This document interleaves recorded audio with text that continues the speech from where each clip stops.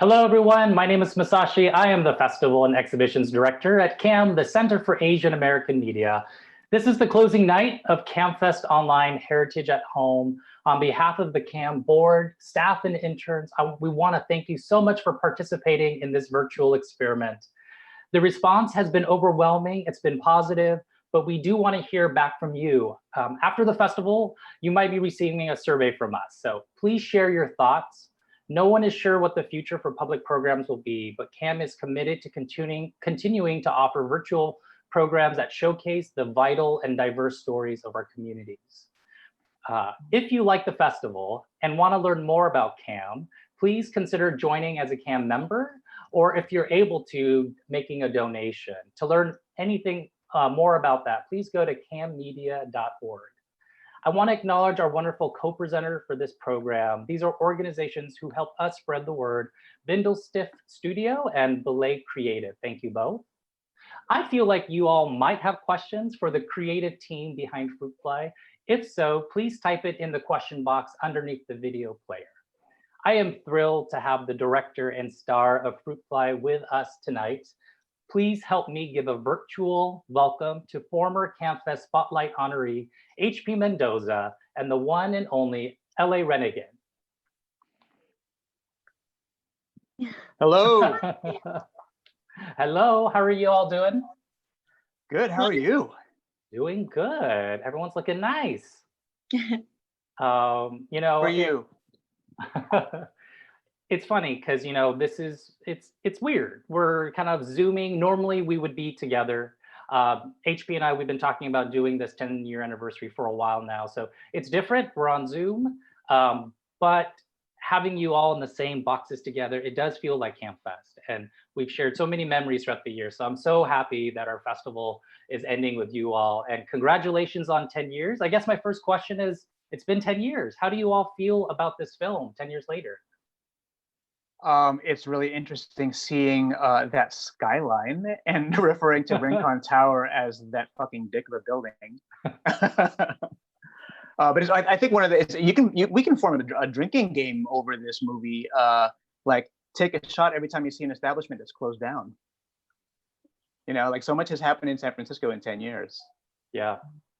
Well, it's funny, HP. We were talking, months ago, pre-COVID-19. We talked about what kind of presentation we would want to do. We went back and forth, and one of the big things I think was important to you is to use this as an opportunity to talk about what's in the film about gentrification and how the mission and SF has changed even more in 10 years.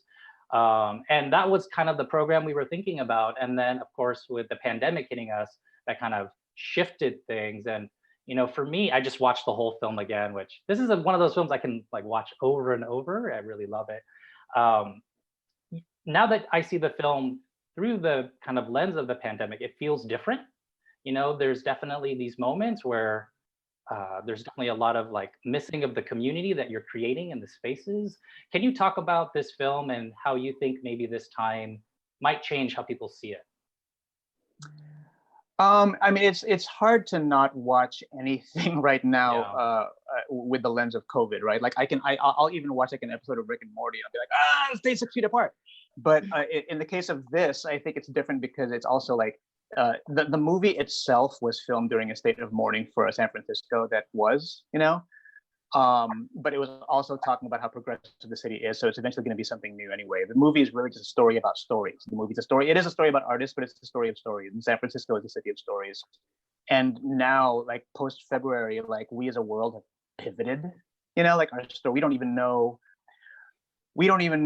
where we're going next. We can all talk about what's happening with the second wave, but we don't even know where we're traveling to next. So for me, on a personal level, when I see that ending that we were all very deliberate about, where Bethesda is marching off into the field with all the people she knows, and she spins around and everyone's gone, it feels like that all over again. So the funny thing is, when I wrote and directed Fruitfly, I said, this movie is not going to stand the test of time. I'm going to put a Palm Pilot trio in there. We're going to use our nomenclature of the time. It's going to be very 2009. And as much as I fought and told people, no, come on, let's just make a movie that's very dated. This actually, I feel like the messages in this movie actually stand stronger today. You know, it's interesting. This film is really important to CAM. Also, our festival, we've played it a few times and our audiences absolutely love it. But I did want to kind of share that this film is actually really important to me too. And I love the film ever since I saw it. But when I first got the job at CAM, I had to move back to San Francisco and I had nowhere to live. And a lot of this film is shot in HP's house. And HP was one of the only people who offered for me to kind of couch surf at his house for a while. So I remember being just surreal time starting at CAM and living on the set of Fruit Fly, and it was so weird and wonderful. And ever since that, I've been like having this, like when I watch it, all these warm memories of kind of being in that space. I do have a question for, you know, since I've known HP and LA, you two have worked so well together, you know, from this film, of course, Colma the Musical, Bitter Melon, so many other kind of collaborations. And I'm just curious, what's the secret of you two working together? Such great, when you work together, great things happen. Can you both talk about that? Don't tell them it's a dictatorship, LA. Do not tell them that. Your camera's on, or your mic's on. Are you muted? Me? Yeah. Oh, you know, it's just one of those things. I met HP in 2000, I want to say, through a mutual friend, Christian Cagigal, who you might know as Gaz Howard at San Francisco State. And it was just one of those things. It's like you meet somebody and you just click. And I just knew he was going to be a lifer from then on. And it's just one of those relationships where you always keep in contact and you always are going back and forth on the creative projects that you're doing. And it's just one of those that are just really symbiotic. And I don't know, it's just one of those things that just happens, I think, and not very often, but when it does, it's something special that you really just need to hang on to and hold on to, so. Great, yeah, and I am a fan of the character of Bethesda, and you know, I love so many things about her. In many ways, like I think she kind of does capture in many ways kind of SF, and she's open and she's creative and she's so kind and she likes to sing. And I'm curious, HP, on creating the character. Can you talk about that and maybe any other characters you want to kind of think about? And then LA for you, kind of maybe looking back at playing the role, anything that kind of comes to mind. I want to start by saying that I wrote this for L.A. Renigan. You know, like I knew so much about. I mean, L.A. Renigan. I got to see L.A. Renigan work in progress. You were a performance artist at the time. You're still an artist. You're still an actor. But this was very much about you and your dynamic with your family and your dynamics in your at the time immediate surroundings. But also, if you take all the characters, all the main ensemble characters in the movie. And wrap them up into one. It was me. I mean, you know, I think like right before Fruit Fly, I was living in a commune and I was kind of like, you know, broke and lonely and wondering what I was going to do with my life. You know, like so much of this movie so much of the characters in this are me. But I think for LA, I think you're right. Like there's a reason why she kind of stands in for SF is because San Francisco is such a transient city, right? Like, I mean, I'm born and raised here. I'm a native and I'm now 10 years later meeting a lot of natives, right? But at the time, I remember it was like I was a unicorn for being a native, right? Because everybody had moved here for, you know, whatever reason. And so Bethesda actually stood for that, right? And I love that I was able to kind of transport the artist moving to a big city kind of fame type character, but into San Francisco. And LA can speak a lot more to that. Well, I know there's parts of I did do a show called LA Renigan Work in Progress in College is a one-woman show, and there's clips of that in the film. The clips that you see there are actually from my show back in 2002, I want to say.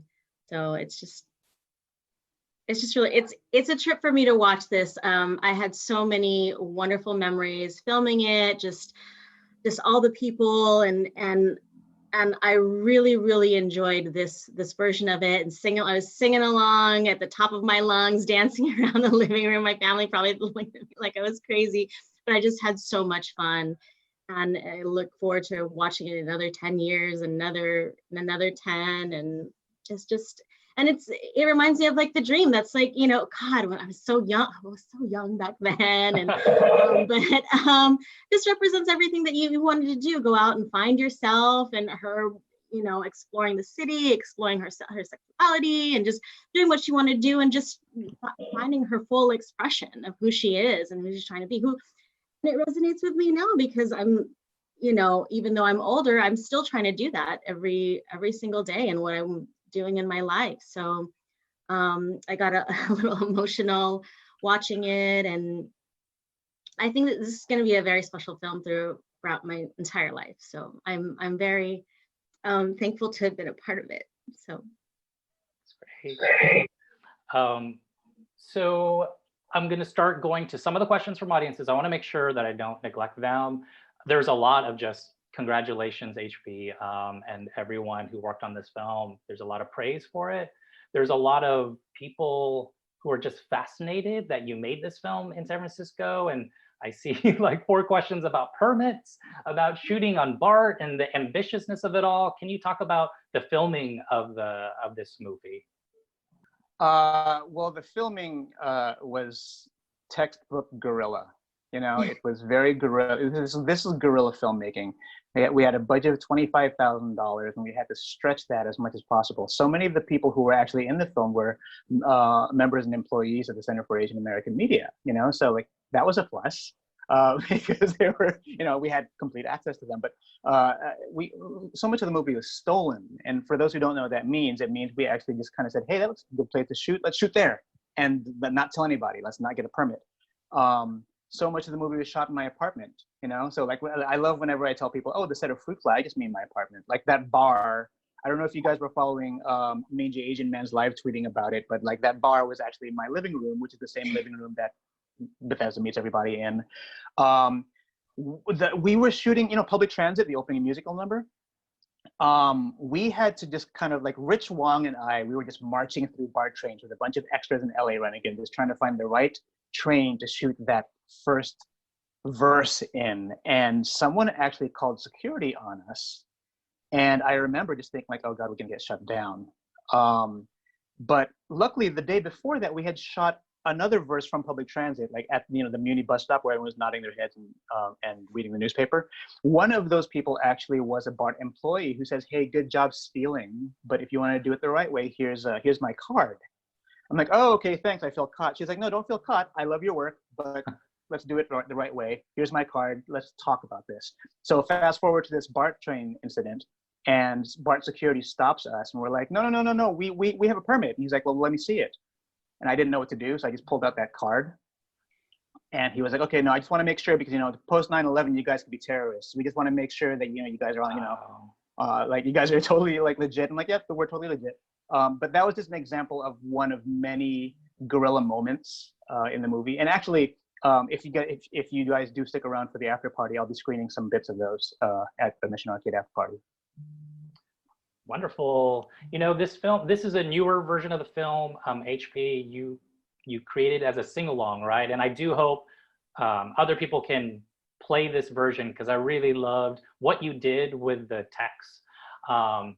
Seeing the words really added a new layer to the sequences and the scenes. And I'm curious for you, or maybe for LA, since you saw it too, of like, with the lyrics added to it, was there any scenes or any pieces that you feel pop, or maybe you respond to the scene a little differently, seeing the text kind of on the screen? definitely a lot. I felt like it was almost just like the Fruit Fly, the remix, especially with Gaz Howard's song, and the Me just really huge. I just felt like it was just another layer of the film that I really enjoy. I mean, I've seen this movie countless times, and I could still watch it infinite amount more, especially this version. I was like, oh man, I'd really, you know, maybe I can convince a friend to see if I can get a copy of this, because I'd love to view it again and again. It's just a whole, it's like a Fruit Fly the remix. How about you, HP?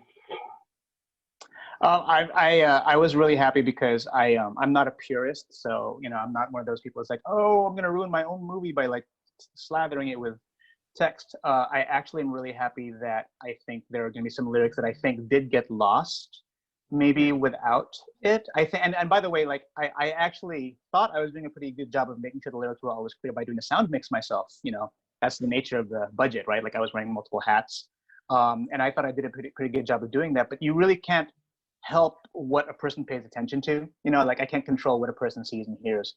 So I think now that I have the text on screen, I was getting some tweets saying like, "I never knew that was the word. That's pretty deep." So I'm glad, and I hope there's a chance for people to see this version again. I actually wonder, I would be so curious to see how many people are watching this for their first time.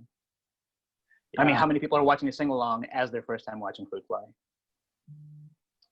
Yeah, you know, for me, I've been singing along with the songs for years now. I never heard Bay Guardian in Gaz's song. Like, I didn't know if that, I never knew what it was, but when singing, I was like, oh, yeah, that totally makes sense.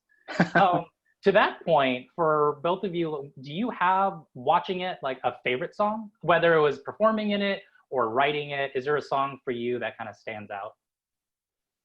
Do you have one, LA? I do. It's our song. You do this for a reason? Yeah. Every time it doesn't fail. I just, to me, it just encapsulates almost everything, like just our relationship. And I just get teary-eyed and just, yeah. And I love his voice. Well, And that was we work born well from, together. I don't know if you remember, LA, but that was born from a moment during Colma when I forgot what it was. Something bad happened. And I remember I was like, well, we need to deal with this.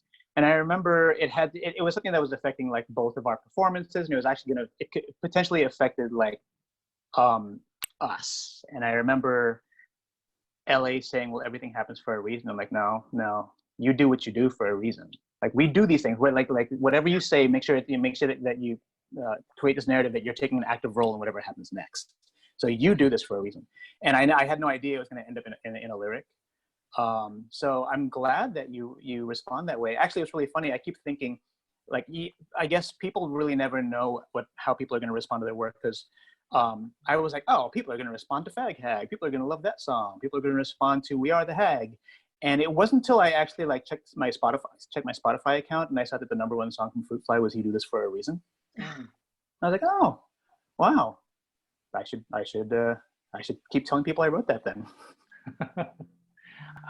This is kind of a meta question, and I don't know what the right answer is. And I'm taking a piece of a question from Joshua. He's basically saying, you know, your film has a lot of nostalgia in it, from like the Nintendo graphics, the photographs, all of that. And now that we're 10 years later, where it's almost nostalgia of what, 10 years ago, or of San Francisco. I don't know. I don't know what the question in there is, but I'm just kind of fascinated by that. And I wonder if you have any thoughts about that. I think the nostalgia that the characters kind of mildly convey is something that's a sort of general nostalgia. It's not like it's saying, you know, boy, there sure isn't a place in San Francisco that's 1967 anymore. But it's a sort of general nostalgia, right? But I think what's interesting to me that I had no control or idea of happening was that when Fruit Fly was released, a lot of people were bristling at the sound of the music. Like, this sounds like it was played on cheap computers. And it's funny now when people like hear the soundtrack, like when they hear it on Spotify or anything, they're like, oh, it's chiptune. Oh, it's retro. It's like super, it's total like video game music, which is funny because I think Fruit Fly came out before the Black Eyed Peas popularized like 8-bit chiptune music. And so all of a sudden it became like this thing. And now I guess 10 years later, we're cool. I'm gonna assume, and I should never assume, but I'm assuming there's right now not a Fruit Fly 2. But my question would be, for HP, for LA, where do you think these characters, these rich characters that you created would be in 2020? Where would they be living? What would their lives be like? Any thoughts that come to mind? LA? I would hope that Bethesda is still just coming more into her own. I don't know if she'd be living in San Francisco still. She would either be in San Francisco, just like digging her feet in, or just somewhere completely different. Either, you know, maybe move into LA or just across, just somewhere else in a whole other country.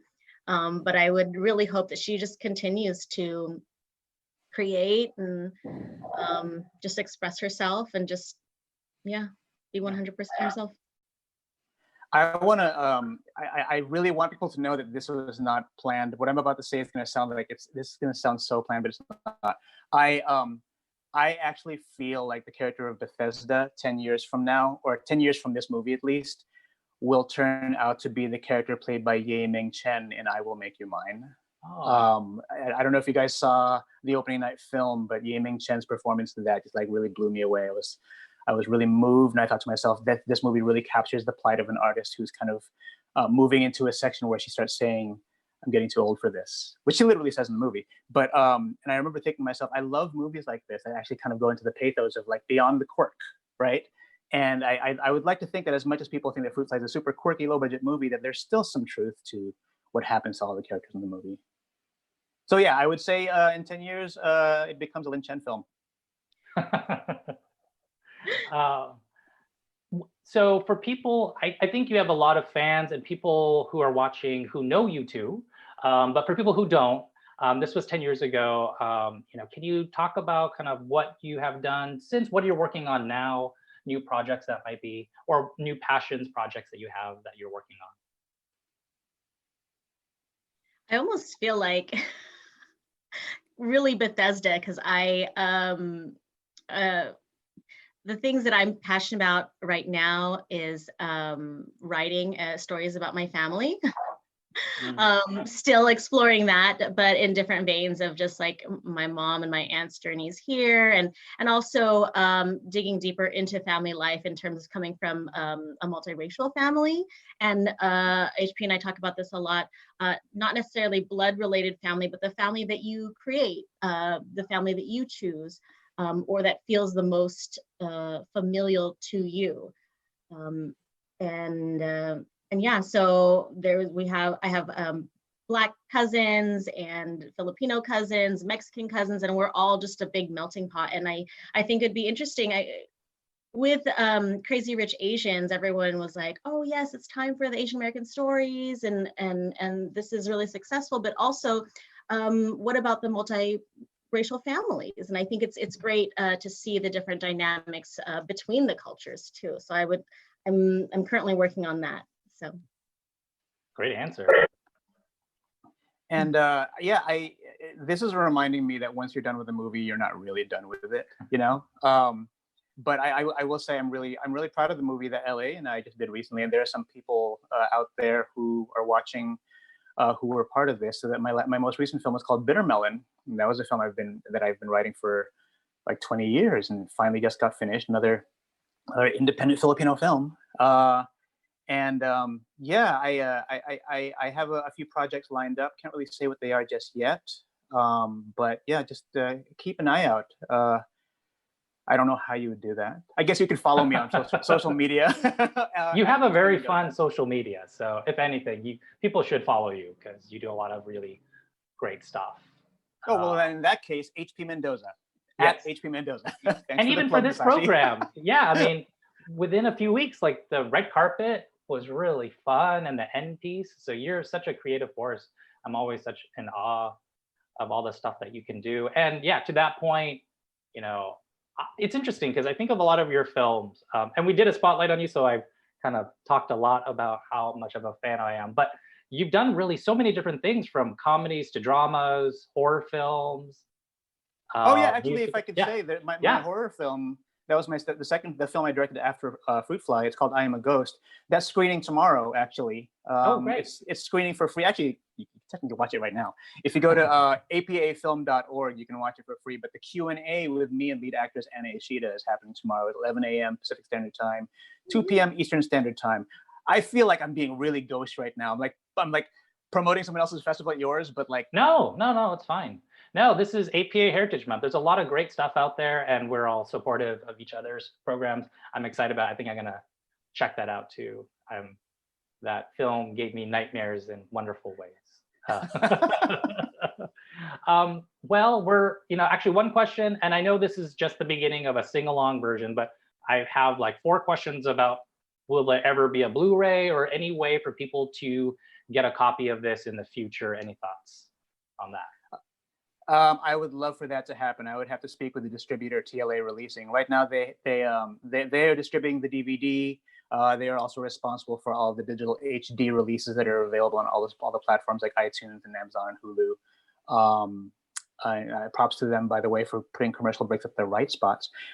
Anyway, I don't know if it's one of those things where it's kind of hard to prove to people that the sing along would actually make some money, because it's about that, right? Like this is this is very much it's not even a low budget film. This is like this is the no budget film, and that it's already out there is already kind of a miracle. Kind of a miracle that it had a full theatrical run.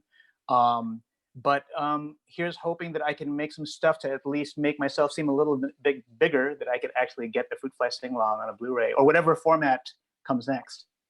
Yeah, and as far as CAM goes, the moment we can all get back together as a community in a theater, outdoor theater, indoor, whatever it is, and be able to reconnect, I'd love to talk to you, HP, because a sing along, with people singing along together, the way it probably should be done. I love that idea. So we'll continue to talk about it, and I hope either us or other organizations can bring it to theaters and other spaces in the future at some point. On CAM's end, this is the closing night of our festival, so I don't have anything to plug off the top of my head, except for the party afterwards. I hope we all go to this HP party, and please do talk about it. And then also, if there's anything else at this endpoint you want to bring up, please do. I just want to tell people that if you want to come to the after party, you're going to want to go to missionarcade.com. That's Mission as in the neighborhood the movie was shot in, and arcade like video game arcade. Missionarcade.com. You'll see a banner there that says Fruit Fly After Party. Click on that. But what I would like to do is kind of have a reprise of the way we ended it in about 10 years ago in the Castro Theater, where I said, anybody in the cast and crew who is involved, who's in the theater right now, please get up on stage.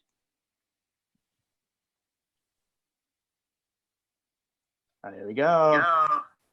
Yay! Hey, holy smokes. Hi, everybody. HP, do you want to acknowledge them? And maybe they can do a wave to the audience? Nah. Okay. We have you all know L.A. Renigan, plays Bethesda. I'm scrolling, by the way, so I don't know what order you guys have, so I'm just going to read it as it scrolls here.